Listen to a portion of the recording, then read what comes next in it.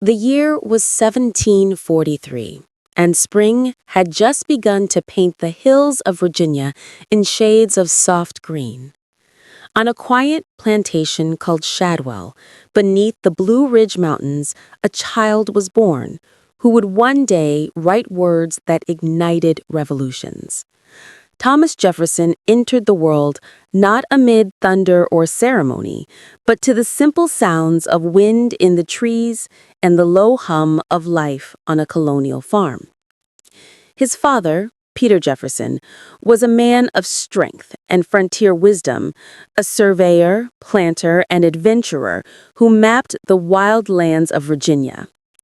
His mother, Jane Randolph, came from one of the most respected families in the colony, known for education and refinement. Between his father's rugged practicality and his mother's gentle intellect, young Thomas inherited both muscle and mind, the dual spirits that would define him. As a boy, he roamed the forests with a curiosity that seemed endless. He studied the patterns of birds, the geometry of leaves, the rise and fall of the land. The natural world was his first classroom. But in the evenings, as the sun dipped behind the mountains, he would retreat indoors to read by candlelight, devouring whatever books he could find: Greek philosophy, Roman law, and the essays of the Enlightenment thinkers who were beginning to reshape Europe's understanding of liberty and reason. Jefferson's childhood was not one of indulgence. Life in mid-18th century Virginia demanded endurance. Disease was common, death was close, and fortune was fragile. When he was only 14, his father died suddenly, leaving him the head of a large estate. From that moment, responsibility became his constant companion. Yet, rather than hardening him, it deepened his sense of purpose. He began to see life as a balance between order and chaos, freedom and duty. At 16, Jefferson entered the College of William and Mary in Williamsburg, the intellectual heart of Virginia. There, the quiet boy from Shadwell encountered a world of ideas that set his mind ablaze. He studied mathematics, philosophy, and law, but what truly captured him was the growing tension between old empires and new freedoms. The writings of John Locke and Francis Bacon stirred something fierce within him, a belief that human reason could triumph over tyranny. In Williamsburg, Jefferson also met men who would shape his destiny: George Wythe, the brilliant legal scholar who became his mentor, and Governor Francis Fauquier, whose salon of thinkers introduced Jefferson to the social and scientific revolution spreading from Europe. He absorbed it all: the music, the debates, the elegance of thought. But even amid this cultivated society, he remained slightly apart, more observer than participant, more philosopher than politician. He was tall, freckled, and reserved, with a thoughtful gaze that seemed always to look beyond the present moment. Friends found him kind but distant, passionate in ideas but restrained in emotion. He loved the violin, played it with devotion, and believed that music was the favorite passion of my soul. In many ways, Jefferson was the embodiment of Enlightenment ideals, a man who believed that reason, beauty, and morality were intertwined. By his early 20s, he had begun building his dream home, Monticello, Little Mountain in Italian, on the summit of a hill overlooking his family's lands. It was more than a house. It was a philosophy rendered in brick and symmetry. Every column, every window was designed with purpose, reflecting Jefferson's obsession with harmony and balance. The home would evolve throughout his life, much like the nation he would later help to shape. Yet, beneath that calm, rational surface, Jefferson's world was one of contradictions. The Virginia he grew up in was both a land of opportunity and oppression. His family, like most wealthy planters, owned enslaved people who worked the fields and maintained the estate. The young Jefferson, immersed in the ideals of liberty and human equality, could not have failed to notice the hypocrisy. But in those early years, he did not yet challenge it. The paradox of his life, the philosopher of freedom living amidst bondage, had already begun. By 1767, Jefferson completed his legal studies under George Wythe and began practicing law. His intellect and eloquence quickly made him one of the colony's most respected young attorneys. But it was not law alone that stirred his ambition. It was politics. The colonies were beginning to murmur with discontent. Britain's parliament had imposed taxes without representation, and the fires of rebellion were being kindled in taverns and meeting halls across the continent. Jefferson's pen, more than his voice, became his weapon. While others argued in public, he wrote in private. Essays, letters, treatises, all aimed at one idea: that freedom was not granted by kings, but inherent in every human being. His thoughts were clear, his logic unassailable, and his style elegant. The God who gave us life gave us liberty at the same time, he would later write. A sentence that distilled his entire philosophy into a single breath. By his early 30s, he had entered the Virginia House of Burgesses, joining men like Patrick Henry and George Washington. The debate was no longer whether the colonies should seek reform, it was whether they should seek independence. In that room of candlelight and tension, Jefferson's voice was quiet, but his words carried weight. He was not a man of thunder, but of thought, and when he spoke, others listened. Behind his composed demeanor, Jefferson harbored a restless vision, not just for rebellion, but for an entirely new kind of nation, one founded on reason, equality, and the pursuit of happiness. He saw the old European order crumbling and believed that America could become something entirely different, a republic of the mind as much as of the people. As he returned each evening to Monticello, he would look across the valleys of Virginia, their distant mists rolling like dreams, and imagine a world where knowledge was the true measure of a man, not birth or title. The Blue Ridge whispered to him like an ancient muse, and he listened, the dreamer of the mountains, already hearing the call of destiny. The summer of 1776 burned hotter than any before. In Philadelphia, the air itself seemed heavy with destiny, thick with ink, sweat, and revolution. The 13 colonies, long restless under British rule, had reached a breaking point. The sound of carriage wheels over cobblestone echoed through the narrow streets as delegates from every colony gathered once more inside the Pennsylvania State House. The room was filled with tension, the smell of wax and parchment mixing with the unspoken fear of treason. Among them sat a tall, lean Virginian in a simple brown coat. His name, already known for intellect and precision, was Thomas Jefferson. At 33, he was one of the youngest members of the Continental Congress, quiet, watchful, and devastatingly articulate. While men like John Adams and Patrick Henry thundered with fiery speeches, Jefferson preferred silence until words were needed. When they came, they cut deeper than any blade. The colonies were not merely protesting taxes now, they were defining who they were. And as arguments flared over loyalty, sovereignty, and identity, Jefferson's pen waited patiently for its moment. That moment came when the Congress formed a small committee to draft a formal declaration of independence from Britain. The men chosen were among the most brilliant in the colonies: John Adams, Benjamin Franklin, Roger Sherman, Robert Livingston, and Thomas Jefferson. Adams, recognizing Jefferson's gift with language, turned to him. "You can write 10 times better than I can," he said. Jefferson, modest but aware of his own precision with prose, accepted the task reluctantly. He retreated to his rented room on Market Street with a few quills, a stack of paper, and a heart full of revolutionary conviction.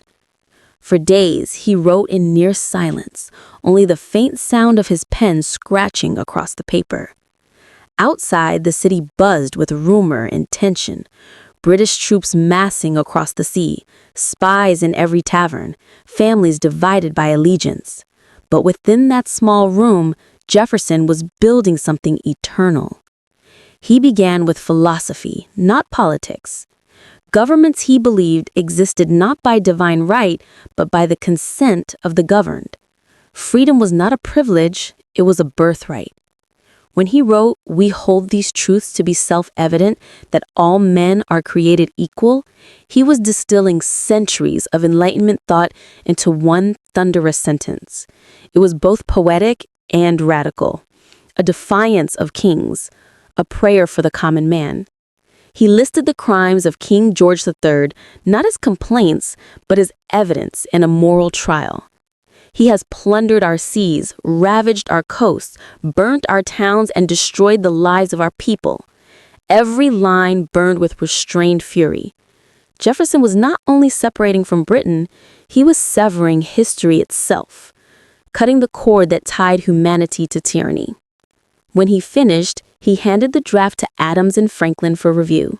Franklin, with his usual wit, suggested small edits, softening a phrase here, sharpening one there. Adams defended Jefferson's words fiercely, knowing their balance of reason and passion was unmatched. After brief debate and revision, the document was presented to the Congress. The days that followed were filled with argument and anxiety.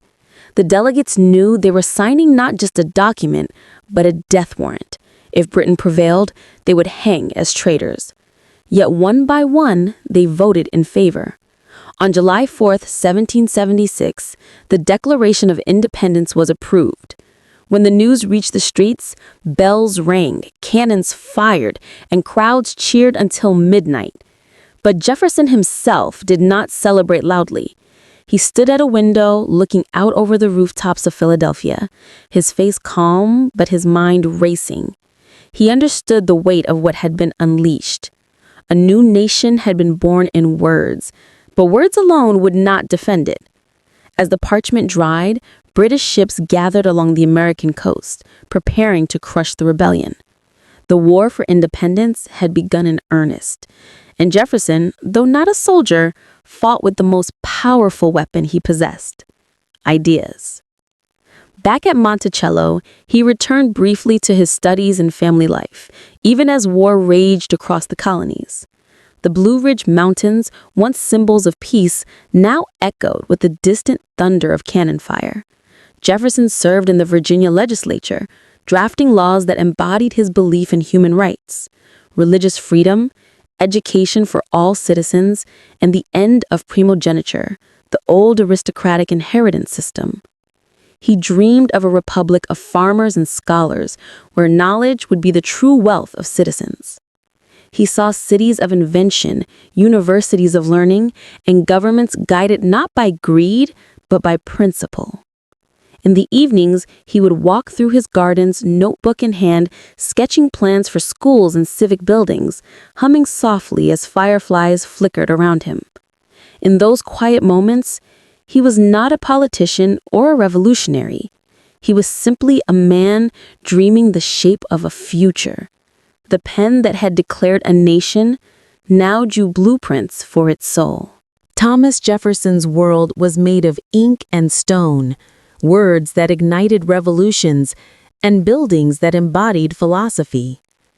By the time he returned to Virginia in 1776, the colonies were teetering between rebellion and despair. The air was thick with both fear and resolve.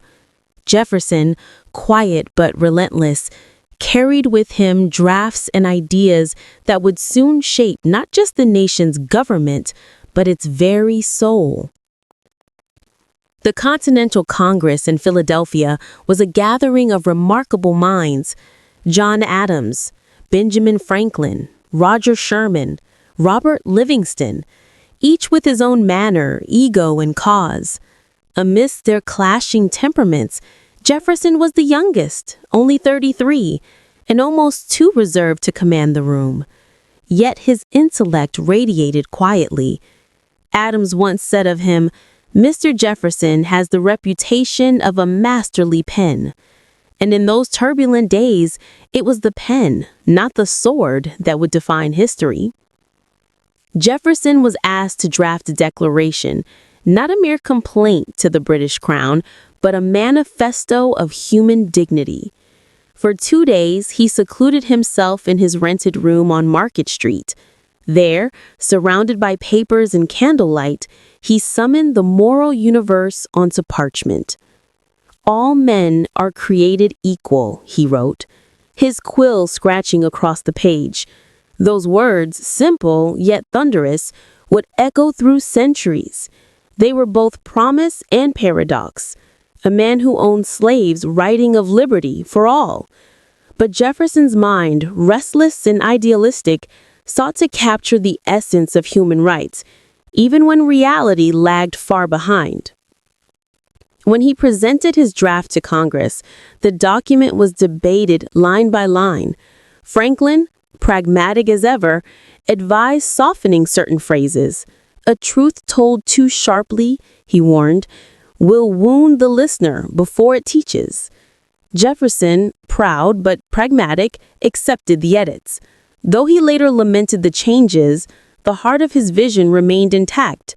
On July 4, 1776, when the Declaration of Independence was adopted, the colonies were no longer subjects of the crown. They were Americans. Jefferson did not seek applause that day.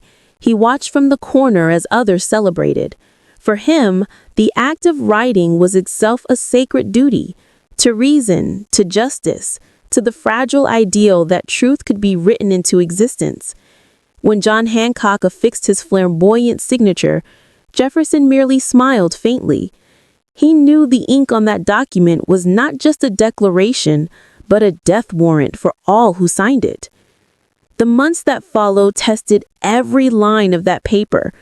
War erupted in full force, and Jefferson returned to Virginia to serve as a legislator and eventually as governor. His leadership during the war was fraught with hardship. British troops invaded Virginia, forcing Jefferson to flee Monticello just ahead of their arrival. Critics accused him of cowardice, but those who knew him understood. Jefferson's war was not fought on horseback, but in the architecture of ideas. During this period, Jefferson began shaping his dream of a new kind of government, one rooted in the sovereignty of reason rather than the inheritance of power. He envisioned a republic of citizen philosophers, guided not by kings or priests, but by knowledge and virtue.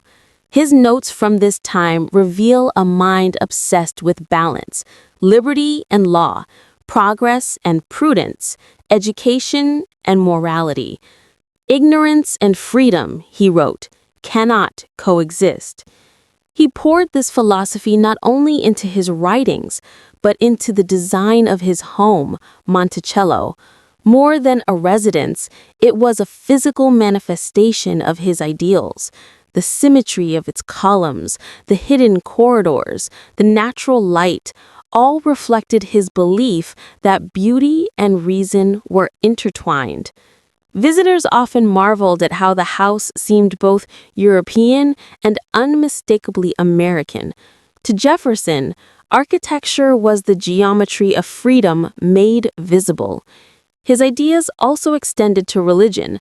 Jefferson was a fierce defender of the separation of church and state, arguing that belief was a matter between an individual and the divine. This conviction would later crystallize in his authorship of the Virginia Statute for Religious Freedom, a document that would lay the groundwork for the First Amendment of the U.S. Constitution. In a world still chained by dogma, Jefferson dared to suggest that conscience was sacred and untouchable by government. Yet for all his brilliance, contradictions shadowed his every step. He spoke of liberty but remained a slaveholder. He imagined equality but lived within an unequal system. These paradoxes would haunt him throughout his life, and historians would wrestle endlessly with the moral riddle of Thomas Jefferson, how a man could pen the words, "All men are created equal," while holding hundreds in bondage. But to understand Jefferson is to recognize that he was not a saint preaching perfection. He was a thinker grappling with the limits of his own age. By the end of the 1770s, Jefferson was both celebrated and weary. His pen had helped birth a nation, but the labor of nation building had only begun. He returned to Monticello to rebuild his estate and his health, withdrawing from public life for a time. Yet, even in retreat, he could not escape the pull of politics and philosophy. His letters from this period reveal a man refining his vision of America's future. In one letter to Adams, he wrote, "The tree of liberty must be refreshed from time to time with the blood of patriots and tyrants." It was a chilling but honest reflection on the cost of freedom. Jefferson understood that revolutions were not singular events, but perpetual processes, a constant negotiation between ideals and institutions, between human frailty and human aspiration. The world would come to see Jefferson as the philosopher of liberty, but at this stage, he was still his architect, laying out blueprints for a nation that existed more in thought than in law. His quill was his compass, his ideas the raw timber of a republic still under construction. And though he could not yet see its full form, Jefferson believed, with near religious conviction, that reason and justice could one day sustain the weight of freedom. As night fell over Monticello, he would walk the colonnades alone, gazing at the hills that framed his vision of America, vast, unspoiled, and waiting. Somewhere in the darkness, the echoes of his own words whispered back to him, "All men are created equal." The challenge, he knew, was not to write those words, but to live them. When Thomas Jefferson crossed the Atlantic in 1784, the air of revolution had begun to cool in America, but still simmered in Europe. The young republic had won its independence, yet its foundations were fragile, a collection of states bound by paper and idealism rather than power. Congress appointed Jefferson as a diplomat to France, a post that would pull him into the heart of a continent on the brink of its own upheaval. He sailed from Boston aboard the Ceres, his mind heavy with unfinished work. America had severed its ties to Britain, but peace was proving more complex than war. The fledgling nation needed allies, trade, recognition. Jefferson's task was not to win a battle, but to secure a future. The ocean stretched endlessly before him, and in that vast solitude, he wrestled with both the promise and peril of liberty. When he arrived in Paris, the city shimmered with grandeur and contradiction. Gilded carriages rolled past beggars, and salons buzzed with philosophy while peasants starved outside. Jefferson, ever the observer, saw both the beauty and the decay. He fell in love with the architecture, the art, the intellect of the French Enlightenment. Yet behind every glittering chandelier, he sensed a storm approaching. He was soon appointed as the successor to Benjamin Franklin, as minister to France, a daunting inheritance. Franklin had been adored in Paris, witty, worldly, a master of charm. Jefferson was different, reserved, meticulous, more philosopher than showman. Yet he wielded a quiet magnetism. His intellect, his fluency in French, and his unwavering courtesy earned him respect in diplomatic circles. Paris in the 1780s was a crucible of ideas. Jefferson attended gatherings with thinkers like the Marquis de Lafayette, Condorcet, and the Abbé de Raynal. They debated human rights, governance, and the future of nations over candle-lit dinners that lasted until dawn. Jefferson, notebook always in hand, wrote of what he saw: the mechanization of industry, the ferment of revolution, the fragility of monarchy. The people cannot be chained forever, he noted. They will either awaken as citizens or revolt as slaves. But for all his intellect, Jefferson was not immune to the charms of Paris. He delighted in its culture, its gardens, its music. It was during these years that he met Maria Cosway, an Italian-English painter of luminous talent and fragile grace. Their friendship, half intellectual, half romantic, revealed a tender side of Jefferson seldom seen in politics. They walked through the Tuileries and along the Seine, discussing art, philosophy, and morality. When they parted, Jefferson wrote her a letter that still lingers in literary memory: the dialogue between my head and my heart. It was a meditation on duty versus desire, reason versus passion, the eternal struggle that defined him. His time in France was also marked by study and design. He toured the countryside, sketching architecture and noting agricultural methods. He saw in France's ancient vineyards and farms lessons for America's new soil.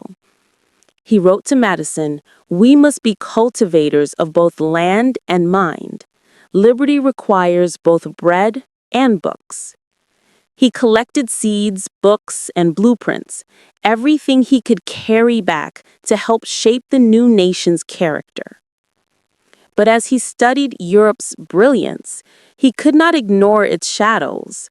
He visited prisons where men languished without trial and hospitals filled with the destitute. The more he saw, the more he understood that liberty was not a European gift to be borrowed, but an American seed to be tended. The old world was collapsing under its own contradictions: monarchies clinging to power, nobles blind to hunger, priests muttering prayers over empty stomachs. Revolution was inevitable.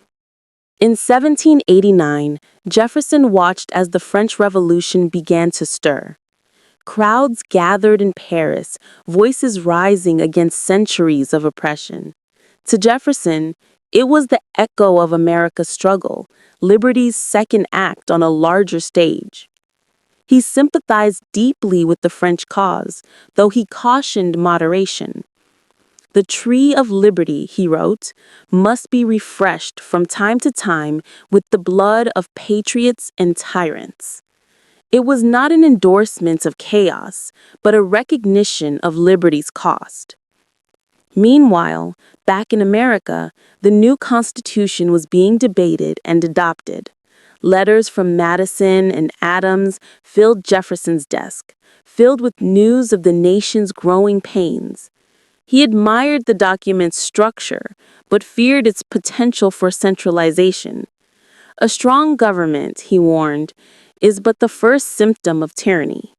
Jefferson envisioned a republic of small farmers and free thinkers, a nation of independence, not empire. His political philosophy was forming like marble under a sculptor's hand.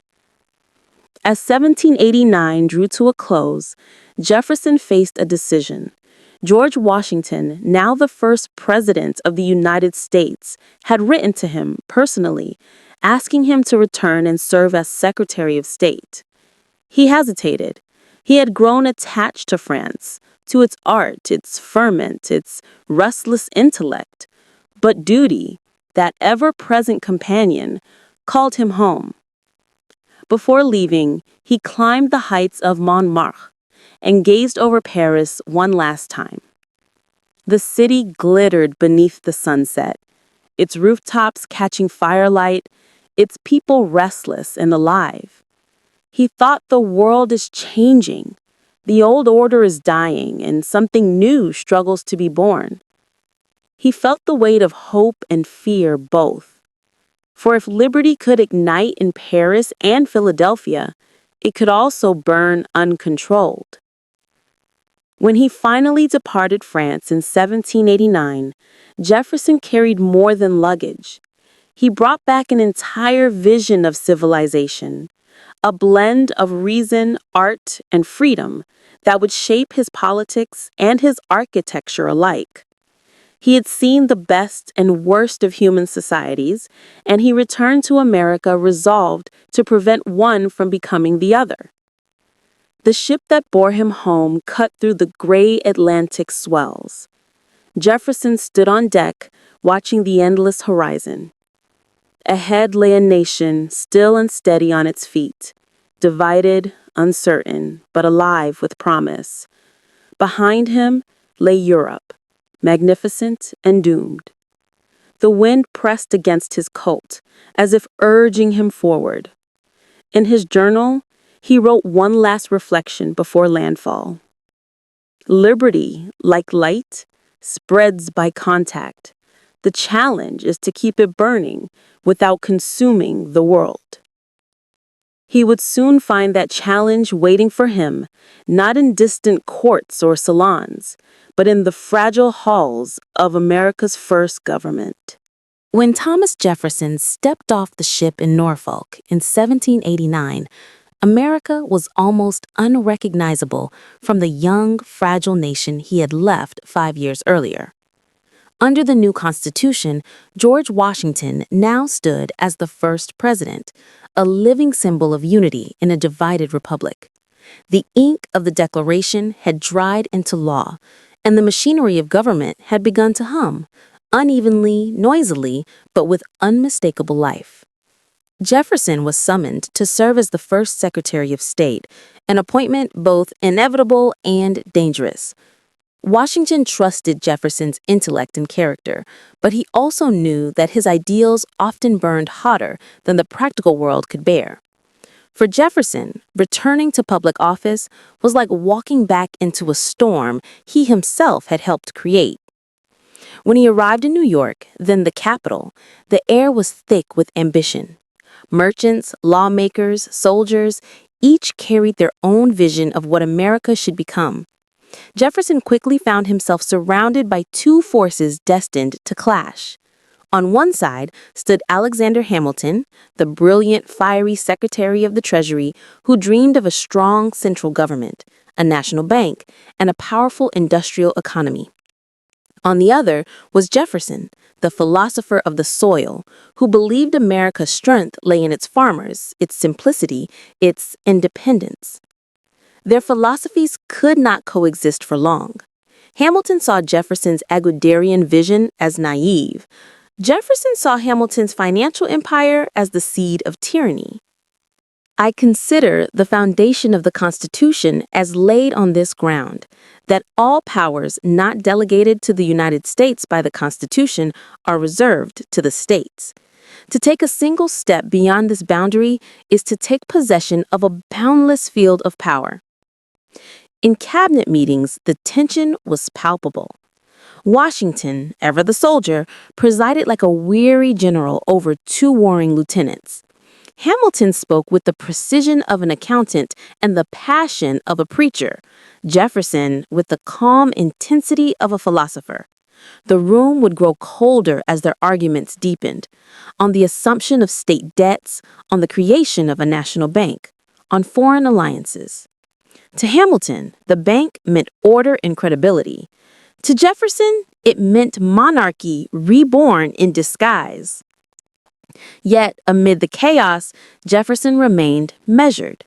He knew the art of persuasion better than the art of shouting. His weapon was logic sharpened by moral conviction. He warned that America was sliding towards aristocracy, that wealth and power were coiling together like serpents around the young republic. The issue, he confided to a friend, is whether we shall have a government for the people or for the rich. Washington, torn between the two men he respected most, sought peace where none existed. In 1790, the famous dinner table compromise was struck. Over wine and diplomacy, Jefferson and Hamilton brokered a truce. The federal government would assume the state's debts, and in return, the national capital would move south to the Potomac, future Washington, D.C. It was a rare moment of accord, though Jefferson later confessed he felt deceived. It was a trick of the Treasury, and I was duped. Outside the government's chambers, America itself was learning to breathe as a republic. Newspapers exploded with partisan fury. Political clubs sprung up, fueled by whiskey and ideology. For the first time, the people were not merely spectators. They were participants in the nation's arguments. Jefferson, uneasy with the growing polarization, but unwilling to retreat, quietly began shaping a movement that would become the Republican Party, later known as the Democratic Republicans. Its mission? To guard liberty against centralization, to champion the rights of farmers and local governance. Foreign affairs soon tested the young republic. In 1793, revolution erupted in France, the very revolution Jefferson sensed simmering years earlier. Heads rolled under the guillotine, the monarchy fell, Europe trembled. Jefferson's heart was torn. He sympathized deeply with the French cause. After all, their cry for liberty had been inspired by America's own, but the bloodshed horrified many at home. Hamilton and his Federalists saw France's chaos as proof that democracy, unrestrained, led only to anarchy.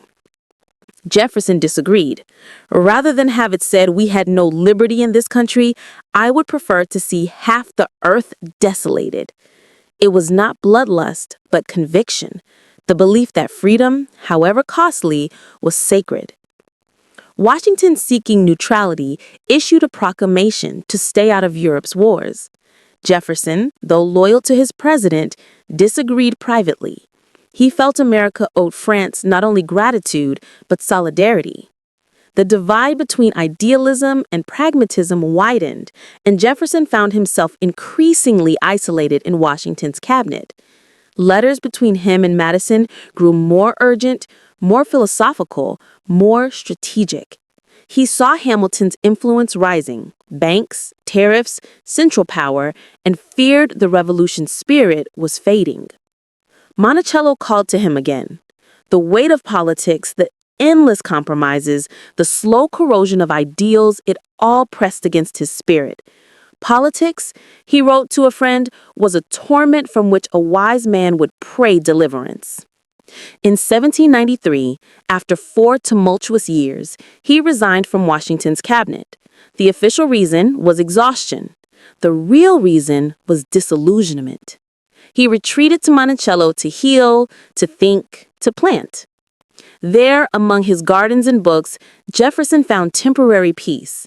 He designed plows, experimented with new crops, corresponded with scientists in Europe. He became once again the philosopher-farmer. Yet, he could not escape the nation's pull. Newspapers still printed his name, some vilifying him as a traitor, others hailing him as liberty's guardian.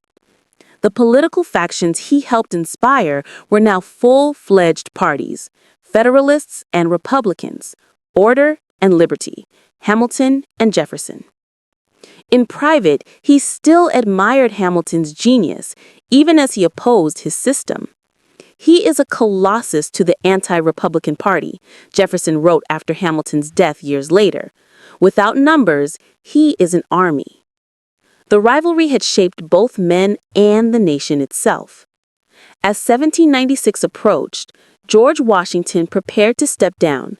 His farewell address warned against factionalism and foreign entanglements, the very storms Jefferson had battled in his cabinet. The torch of leadership was passing to a new generation, and the election that followed would pit Jefferson against his old friend and rival, John Adams. Jefferson did not seek power, but destiny seemed to push him toward it. I retire unwillingly, he confessed in a letter, for I see the danger of monarchy beneath the trappings of liberty. When the votes were counted, Adams won by a narrow margin, and Jefferson, by virtue of the old electoral system, became vice president, the runner-up, forced to serve under the victor. Two men who had once written the nation's birth certificate together now stood on opposite sides of its political battlefield. The stage was set for one of the strangest and most consequential partnerships in American history. For Jefferson, the philosopher, the dreamer, the builder of Monticello, the next years would test not only his patience, but his vision for the republic itself. He had crossed oceans, built ideas into monuments, and turned rebellion into reason. Now, the quiet man of liberty would face his most subtle challenge yet, defending freedom not from kings abroad, but from ambition at home. When Thomas Jefferson took the oath as vice president in March 1797, the air in Philadelphia was thick with tension. The experiment in Republican government, still less than a decade old, was showing cracks beneath its marble ideals. His old friend John Adams now sat in the president's chair, proud and solitary, while Jefferson took his place a few steps behind him, neither ally nor true subordinate. It was a strange pairing, two architects of independence now divided by philosophy, temperament, and the cruel mechanics of politics. Jefferson's vice presidency began in silence. The Constitution gave him little to do beyond presiding over the Senate, a task he performed with precision but no joy. It is the most insignificant office that ever the invention of man contrived, he wrote to a friend. But beneath that quiet exterior, Jefferson was anything but idle. He was watching, listening, writing, biding his time. The United States under Adams was a nation haunted by ghosts. Britain still prowled the seas, France had descended into revolutionary chaos, and American merchants found themselves caught in the crossfire of European wars. The Federalists, led by Adams and Hamilton, saw danger in every whisper of dissent. Jefferson, ever the idealist, saw in those same murmurs the pulse of liberty itself. When the French government began seizing American ships, Adams faced a choice: diplomacy or war. He sent envoys to Paris to negotiate, but the infamous XYZ affair erupted instead. French agents demanding bribes from the Americans before any talks could proceed. The scandal spread like fire through the newspapers. Federalists screamed for war. Millions for defense, but not 1 cent for tribute, became their cry. Jefferson, watching from the vice president's chair, saw the hysteria as dangerous. He feared that fear itself, not France, would destroy the republic. Adams called for a provisional army. Hamilton, eager for power, began organizing it. To Jefferson, it looked like the rise of militarism, monarchy reborn in uniform. The spirit of 1776, he warned, is giving way to that of 1798. That year, the Federalist Congress passed a set of laws that struck Jefferson to his core: the Alien and Sedition Acts. Under the guise of national security, they allowed the government to deport foreigners and imprison citizens who criticized the administration. Printers and journalists were jailed simply for mocking Adams in their newspapers. To Jefferson, this was tyranny, plain and simple. The revolution, he believed, was being strangled by the very men who had once fought for it. But Jefferson did not raise his voice in the Senate chamber. He knew open rebellion would destroy him, and perhaps the country. Instead, he chose the weapon he knew best: the pen. In secret collaboration with James Madison, he drafted the Kentucky and Virginia resolutions, bold manifestos that declared the Alien and Sedition Acts unconstitutional. They introduced a radical idea that states had the right to resist federal overreach. It was a political earthquake. Jefferson wrote in coded language to disguise his authorship, but everyone suspected the truth. The resolutions ignited fierce debate. To the Federalists, they were dangerous, even seditious. To the Republicans, they were salvation. For Jefferson, they were not rebellion, but restoration, an attempt to return America to its founding principles. The tree of liberty, he reminded Madison, must be refreshed by the vigilance of the people. Meanwhile, Adams' presidency grew lonelier. He broke with Hamilton, mistrusted his own cabinet, and faced a public exhausted by fear. The army he had built sat idle. The war with France never came. Eventually, Adams reopened negotiations and secured peace, an act of wisdom that cost him politically but saved the young republic from ruin. Jefferson, privately, admired the decision even as he prepared to run against Adams in the next election. The campaign of 1800 was unlike anything America had ever seen. For the first time, the nation divided itself into true political parties: Federalists versus Republicans, Adams versus Jefferson, order versus liberty. The newspapers, now unleashed from the Sedition Act's grip, became weapons of propaganda. Federalists painted Jefferson as an atheist and radical who would bring chaos. Republicans accused Adams of despotism and betrayal of the Revolution. Jefferson, ever cautious, kept to his plantation but guided his supporters through letters. His faith in the people remained unshaken. He wrote, "The will of the majority is the natural law of every society." But he also feared that the nation was approaching a point of no return, that the republic's fragile unity might collapse under its own passions. Behind the political theater, the friendship between Adams and Jefferson withered. They stopped writing to each other. Each man, wounded by pride and conviction, saw the other not as a villain, but as a tragic distortion of what he once admired. Adams believed Jefferson's party threatened the very existence of government. Jefferson believed Adams' government threatened the very existence of liberty. In December 1800, the results came in. Jefferson and Aaron Burr, her running mate, each received 73 electoral votes, a tie that sent the decision to the House of Representatives. For weeks, chaos reigned. Federalists schemed to deny Jefferson the presidency, some even proposing to elevate Burr instead. Rumors swirled of militias forming, of the republic on the brink. Jefferson waited in silence at Monticello, his nerves stretched thin. This is a crisis of the Constitution, a trial of whether power can be transferred peaceably among men without blood, he confided to a friend. Finally, after 36 ballots in the quiet intervention of Alexander Hamilton, who distrusted Burr more than he disliked Jefferson, the House chose Jefferson as the third president of the United States. The Revolution had been redeemed without gunfire, and for the first time in modern history, political power had changed hands peaceably between rival parties. It was a moment that would define America's democracy for centuries. When Jefferson received the news, he did not cheer. He simply looked out over his frost-covered fields at Monticello and whispered, "The storm has passed." But he knew another was always waiting. Power, he understood, was never owned, only borrowed from the people. On the morning of March 4th, 1801, Jefferson rode on horseback to his inauguration, without guards or ceremony. He entered the Capitol quietly, greeted the crowd, and delivered a speech that would heal, for a time, the nation's wounds. "We are all Republicans, we are all Federalists. Every difference of opinion is not a difference of principle." The philosopher had become the president. The man who wrote that all men are created equal would now be tested by the weight of those words. As the applause faded, Jefferson closed his eyes briefly and thought of Adams, of Hamilton, of Franklin, of the entire generation that had gambled everything for the promise of liberty. He knew the experiment was still fragile, the ink still wet.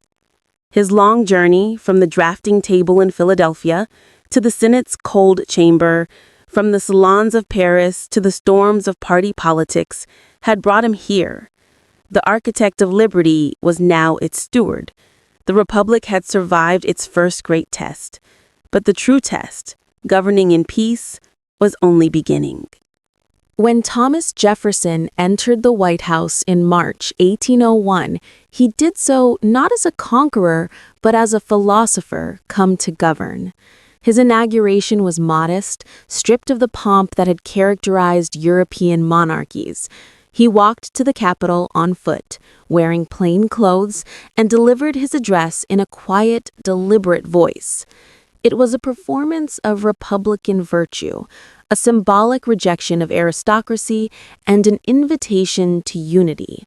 Yet, beneath that calm exterior lay a mind constantly at war with itself, torn between the ideals of liberty and the messy business of power. Jefferson's White House was less a palace and more a laboratory of ideas. He began his mornings before dawn, reading by candlelight from the classics, Aristotle, Locke, Voltaire, while sipping thick coffee. He believed that knowledge was the foundation of good governance, and he sought to govern through reason rather than authority. The less government interferes, he once wrote, the more it becomes respected. But he also understood that ideals, like marble statues, can crack under the weathering of real life. The first great test of his presidency came not from within, but from across the ocean. The Barbary pirates of North Africa, corsairs from Tripoli, Tunis, and Algiers, had long preyed upon American merchant ships in the Mediterranean, demanding tribute. Jefferson, who had once railed against war as the failure of reason, now faced a dilemma: pay the ransom or fight. His moral compass pointed toward peace, yet his pride and his belief in American sovereignty forbade submission.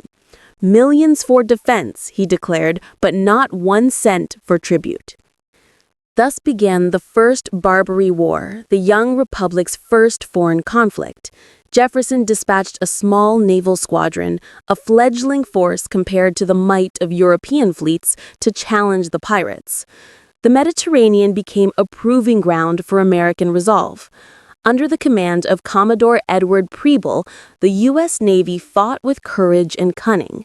When the USS Philadelphia ran aground and was captured, a daring young officer named Stephen Decatur led a night raid to destroy the ship before the enemy could use it, a feat that the British Admiral Horatio Nelson called the most bold and daring act of the age.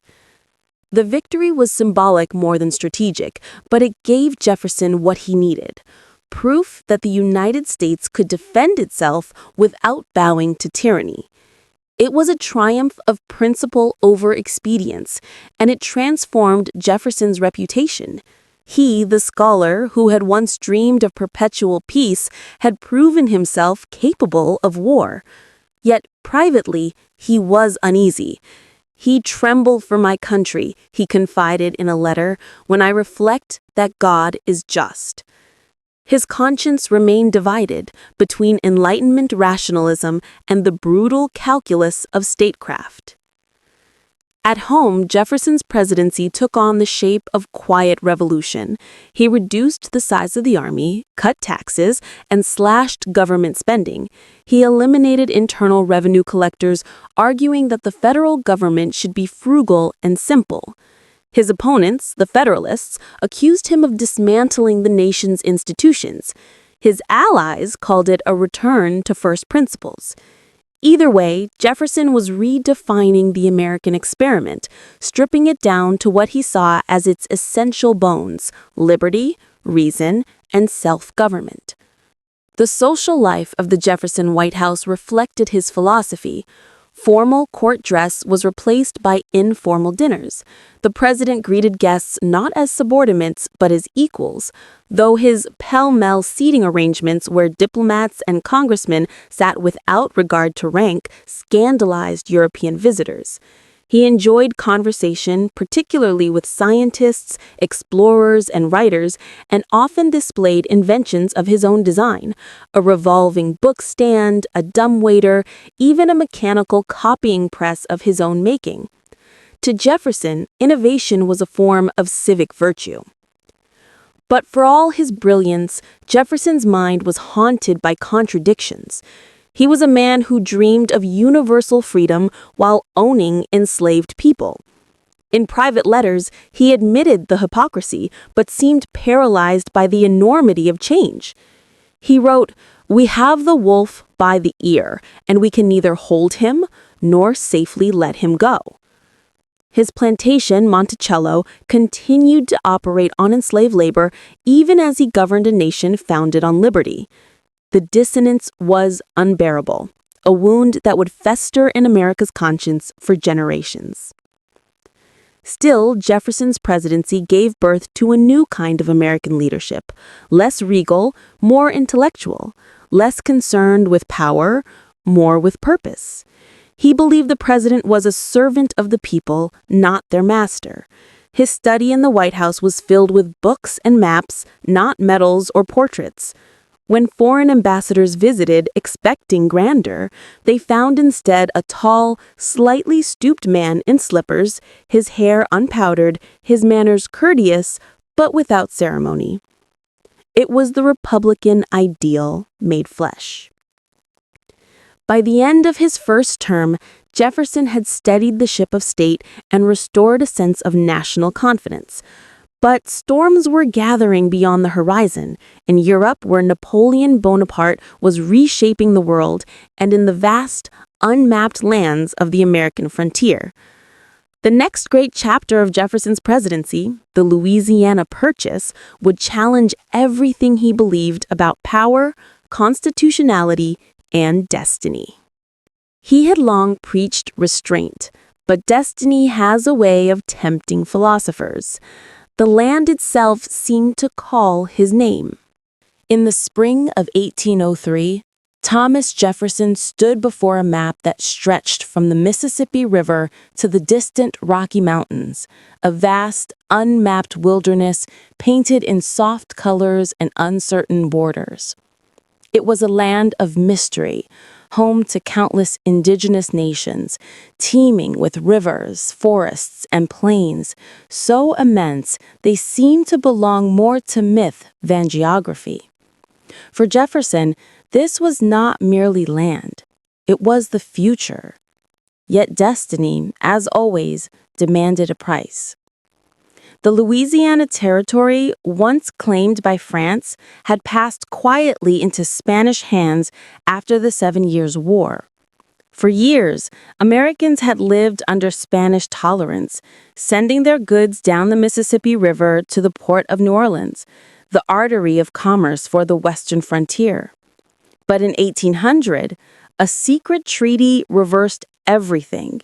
Napoleon Bonaparte, the rising emperor of France, persuaded Spain to return Louisiana to him. Suddenly, the specter of French power loomed over the Mississippi, and the dream of American expansion seemed to hang by a thread. Jefferson was alarmed.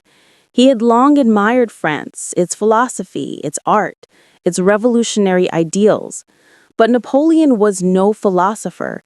He was an empire builder, and Jefferson feared that a French army stationed in New Orleans could choke off America's trade and crush its independence before it had even matured. In a letter to his minister in Paris, he wrote, "The day that France takes possession of New Orleans, we must marry ourselves to the British fleet and nation."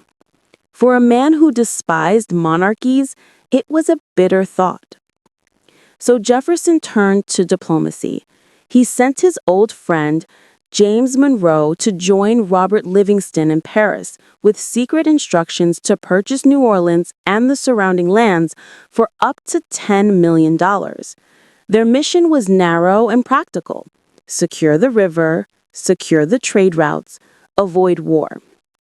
But history, as it often does, had grander plans.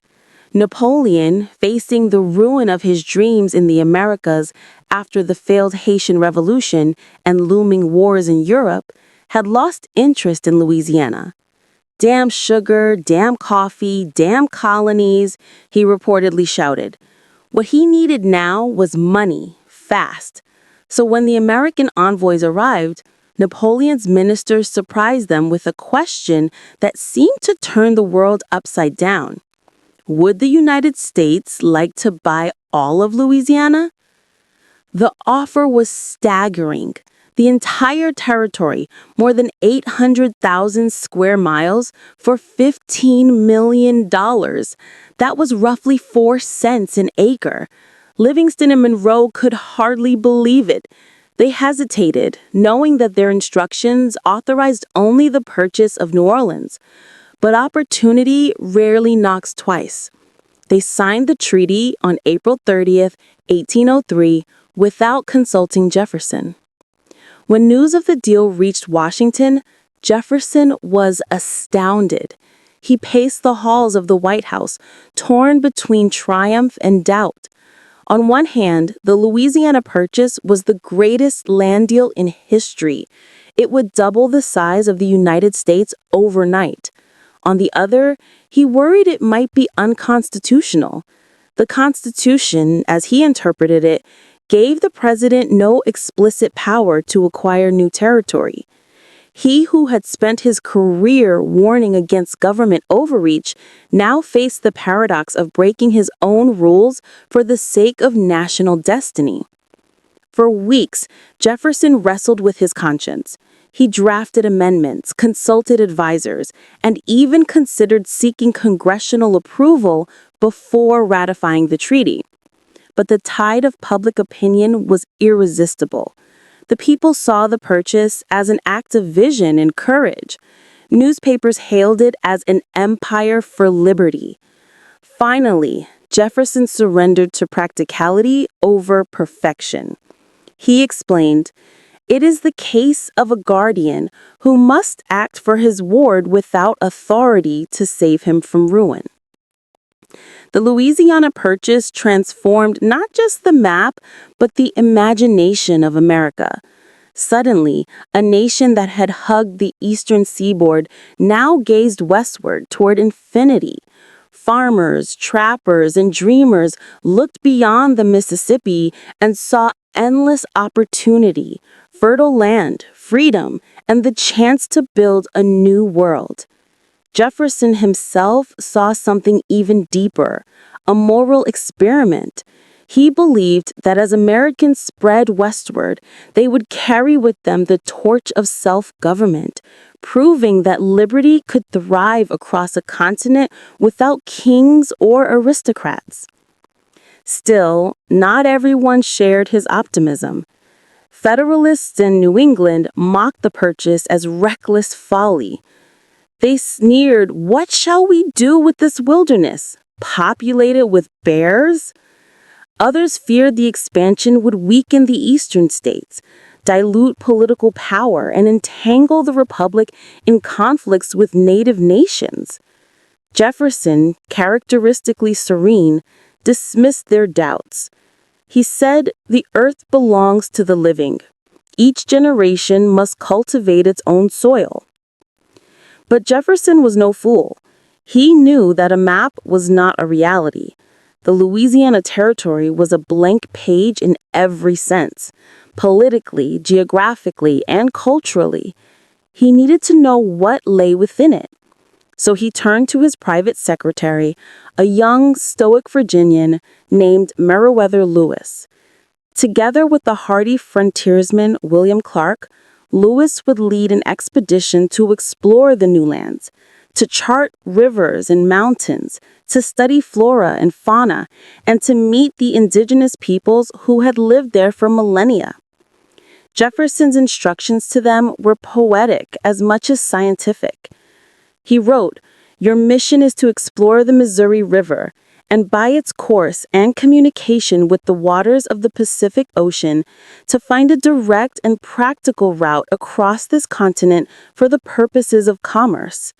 He also urged them to record everything, plants, animals, languages, stars, as though cataloging the mind of a new world. In the quiet of the White House, Jefferson followed their progress with an obsessive interest of a natural philosopher. He collected maps, specimens, and reports, dreaming of an America united not by conquest, but by curiosity. In the Louisiana Purchase, he had glimpsed a vision larger than empire, a vision of knowledge as power, of exploration as virtue, and freedom expanding with the horizon. Still, even as Jefferson dreamed of liberty's empire, he could not ignore the irony that the wealth of that empire was still built on the backs of enslaved people. The cotton fields of the South were spreading westward too, carrying chains into the same territories he had bought in the name of freedom. The contradiction grew heavier on his conscience, although he seldom spoke of it aloud.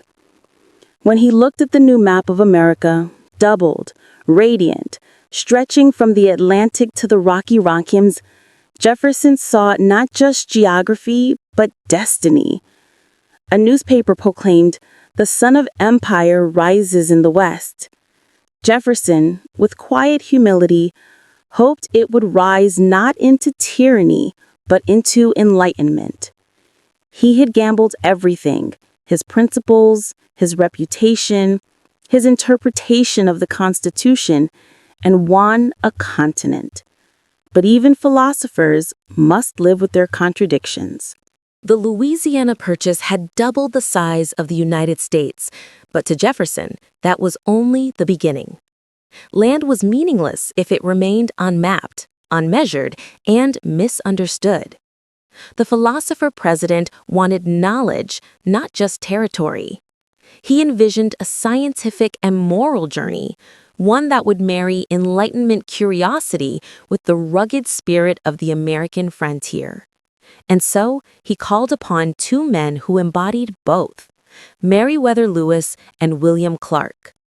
Jefferson had known Lewis for years. The young Virginian was quiet, disciplined, and fiercely loyal. A soldier turned scholar, fluent in botany and astronomy. Of courage undaunted, Jefferson wrote, possessing firmness of constitution and soundness of mind. It was Lewis who had served as Jefferson's private secretary in the White House, managing correspondence, compiling reports, and learning firsthand the president's obsession with geography, science, and discovery. Now Jefferson entrusted him with a mission that might define a generation: to explore the newly acquired Louisiana Territory, find a water route to the Pacific Ocean, and gather knowledge of the land and its peoples. Lewis, recognizing the scale of the task, sought a partner, someone with wilderness experience and command ability. He chose William Clark, a tall, even-tempered Kentuckian who had once served with him in the army. The two men complemented each other perfectly: Lewis the scientist, Clark the leader of men. Together they would command a group of about 40, soldiers, interpreters, hunters, and boatmen who came to be known as the Corps of Discovery. On May 14, 1804, from a camp near St. Louis, the Corps set out up the Missouri River. Their journey would take them across more than 8,000 miles of uncharted terrain, through lands no map had captured, facing dangers no book could describe.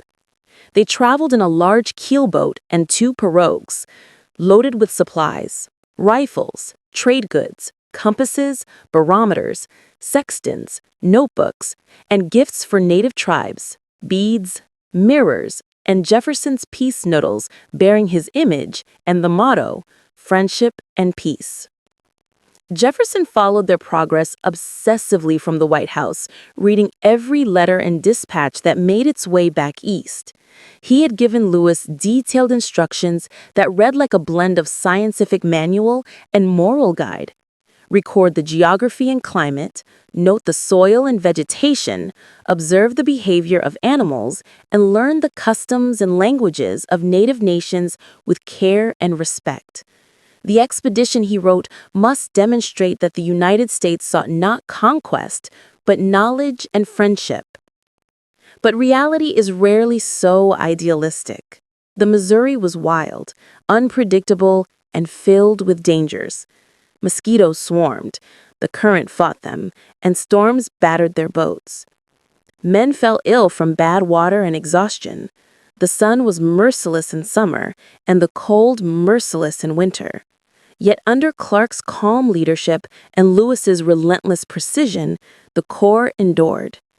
Every evening, Lewis wrote in his journal, a meticulous record of flora and fauna, describing plants no European scientist had ever catalogued: prickly pear cactus, cottonwood trees, and the elusive prairie dog, which they captured and sent alive back to Jefferson. In the fall of 1804, they reached what is now North Dakota, where they built Fort Mandan to winter among the Mandan and Hittite tribes.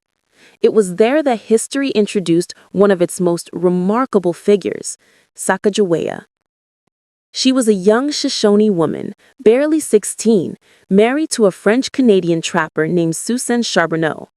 Pregnant when the Corps arrived, she gave birth to a son, Jean-Baptiste, just as the expedition prepared to continue west. Despite her youth and fragile condition, Sacagawea insisted on joining them. Her presence changed everything.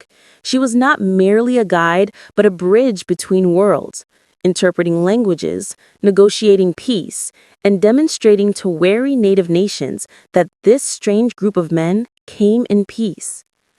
Her knowledge of the land saved the Corps countless times.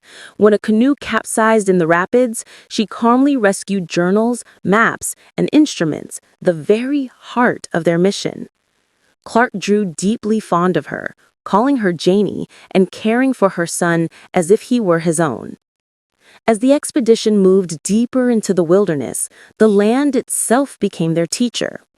They saw herds of bison darkening the plains like moving thunderclouds, rivers that split and merged like veins of a living body, and mountains so immense they defied belief.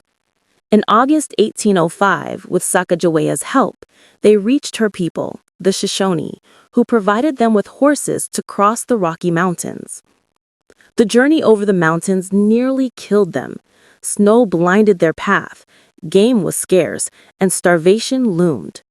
Men boiled leather to survive, but their endurance held. At last, in November 1805, after a year and a half of hardship, the Corps reached the Pacific Ocean. Clark wrote in his journal with childlike wonder, "Ocean in view, oh the joy." They had done what Jefferson had only dreamed of, crossed the continent from river to sea. There was no direct water route, as Jefferson had hoped, but they had mapped the terrain, cataloged over 200 new species, and built diplomatic relations with dozens of native nations. They spent the winter at Fort Clatsop near the mouth of the Columbia River, battling rain, hunger, and homesickness. Yet there was a sense of triumph in their suffering, the knowledge that they had walked where no Americans had walked before, and that their journey would define the young nation's imagination for centuries. When the Corps returned to St. Louis in September 1806, they were greeted as heroes. The news of their success spread across the states like wildfire. Jefferson wept with pride when he read their journals, calling it one of the most splendid enterprises ever undertaken by man. The detailed maps, scientific notes, and sketches they brought back became the foundation of America's understanding of the West and the seed of its restless, expansionist spirit. But not all was celebration. For Jefferson, the expedition's success confirmed both his faith in human reason and his fear of human ambition. The West, once a canvas for dreams, was now a temptation. Settlers began to pour across the Mississippi, pushing against the frontier and the native nations that had welcomed Lewis and Clark in friendship. The same land that had symbolized freedom now bore the first shadows of conflict. Jefferson knew it. As he pored over the reports in his study, surrounded by fossils and maps, he understood that knowledge and power are never innocent companions. The West had been revealed, and with revelation comes responsibility. He had set out to create an empire of liberty. What he could not yet see was how that empire would test the very ideals it was built upon. When Thomas Jefferson left the presidency in March of 1809, he did so with the calm dignity of a man who believed his true work was finished. The philosopher had returned from the battleground of politics to the sanctuary of ideas. He mounted his horse and rode back to Monticello, his hilltop home in Virginia, a temple to both architecture and intellect, where he could once again live among his books, inventions, and dreams. Yet the republic he left behind was no longer the fragile experiment of his youth. It was vast, confident, and uncertain, a nation of contradictions as deep as his own. Monticello was not merely a house, it was Jefferson's autobiography in stone. Every column, window, and hidden corridor reflected his mind, rational, symmetrical, endlessly curious. He had designed it himself, borrowing from Palladian geometry and the Enlightenment's obsession with balance and proportion. Within its walls, Jefferson found refuge from the noise of politics and the moral discomforts that haunted him.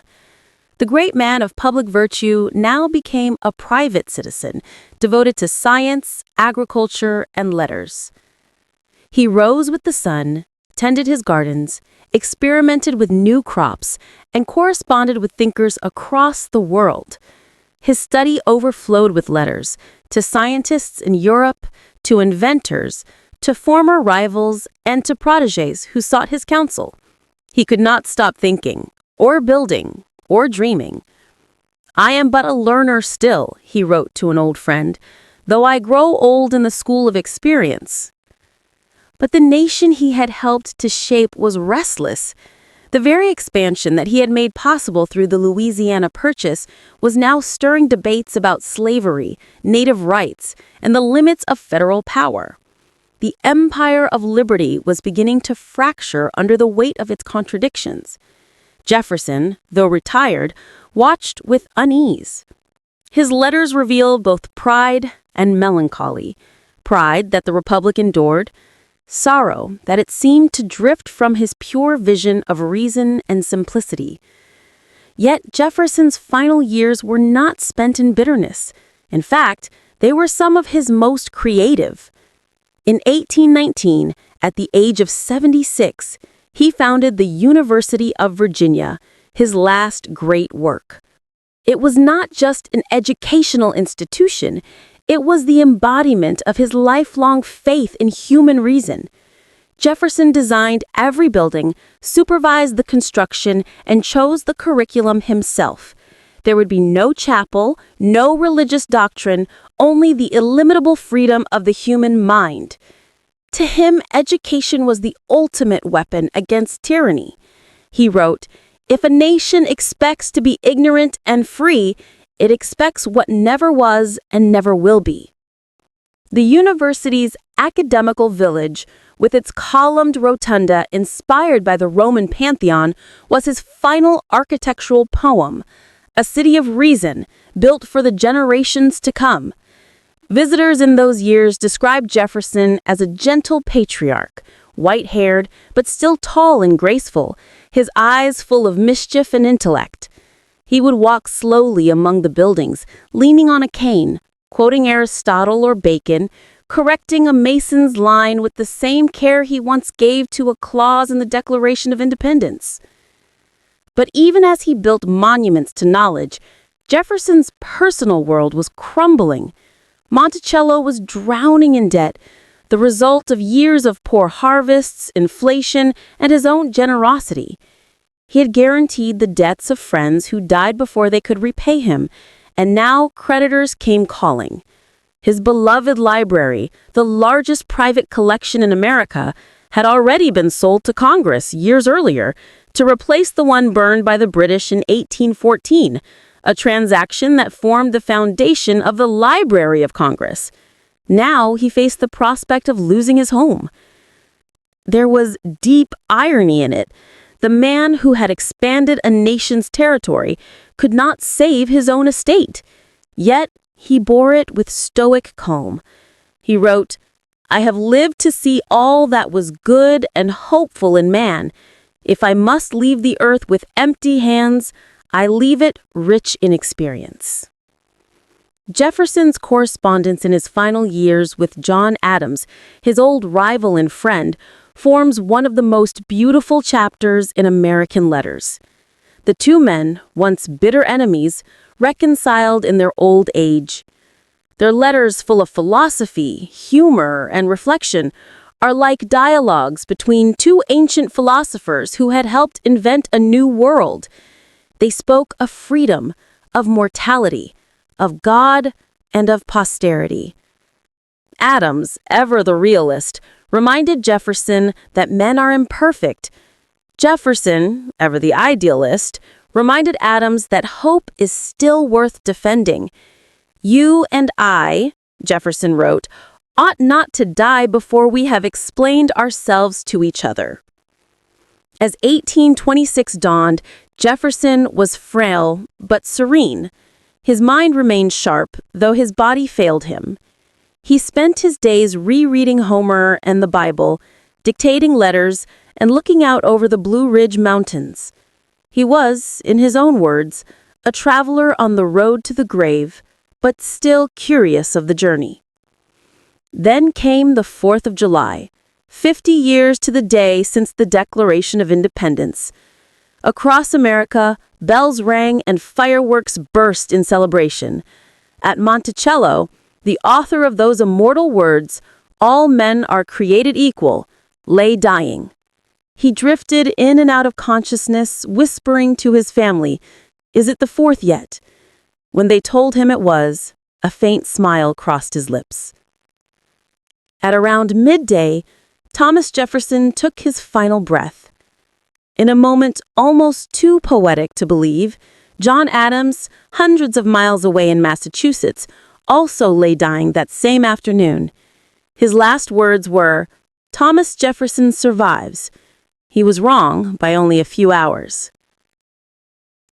Jefferson was buried on the grounds of Monticello beneath a simple obelisk of his own design. On it, he instructed that only 3 achievements be inscribed, not his presidency, not the Louisiana Purchase, but author of the Declaration of American Independence, of the Statute of Virginia for Religious Freedom, and father of the University of Virginia. It was a final act of humility and conviction. He wanted to be remembered not as a ruler, but as a thinker, a man who had believed, against the cynicism of his age, that reason and liberty could guide humanity toward light. In the centuries that followed, his legacy would be endlessly debated, the contradictions of his life dissected, his words studied, his hypocrisies exposed. Yet Jefferson's ideas, like the republic he helped create, continue to endure. He dreamed not of perfection, but of progress. As the sun set behind Monticello that evening, one could almost hear the echo of his favorite line from his own writings. "The glow of one warm thought is to me worth more than money." And perhaps that was his true gift to America. Not the land, nor the government, but the idea that thought itself could be an act of freedom. If you liked this, don't forget to like, share, and subscribe so we can keep bringing you more great stories.